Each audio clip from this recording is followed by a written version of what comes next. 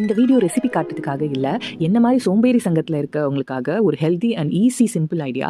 வாங்க பன்னீர் ஆம்லேட் எப்படி செய்யலான்னு பார்க்கலாம். வெனவர் வீட்டில் இட்லி மாவு இல்லைனா இந்த பன்னீர் ஆம்லேட் தான் எனக்கு கோ டு டிஷ்ஷாக இருக்கும். அண்ட் ட்ரஸ்ட் மீ, ரொம்ப சிம்பிள் அண்ட் எம்மியாக வரும். ஃபர்ஸ்ட்டு பன்னீரை நல்ல பொடியாக கிரேட் பண்ணிட்டேன். அதில் க்ரீன் சில்லிஸை நல்லா சாப் பண்ணி போட்டாச்சு. பெப்பர் சேர்த்துக்கிட்டா இன்னும் நல்லாயிருக்கும், பட் பரவாயில்ல, என்கிட்ட இல்லை. பட் பீஸா சீசனிங் இருந்துச்சு, ஆர்கானோவும் சில்லி ஃப்ளேக்ஸும் போட்டாச்சு.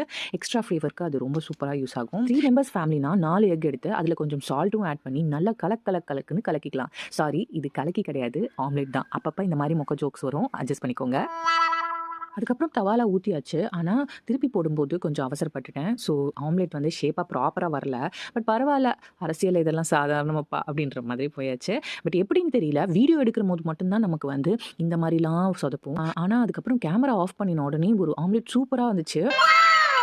சாப்பிட்ட உடனே என் ஹஸ்பண்ட் சூப்பராக இருக்குன்னு அப்ரிஷியேட் பண்ணார். ஆனால் அதை நான் ரெக்கார்ட் பண்ண முடியல.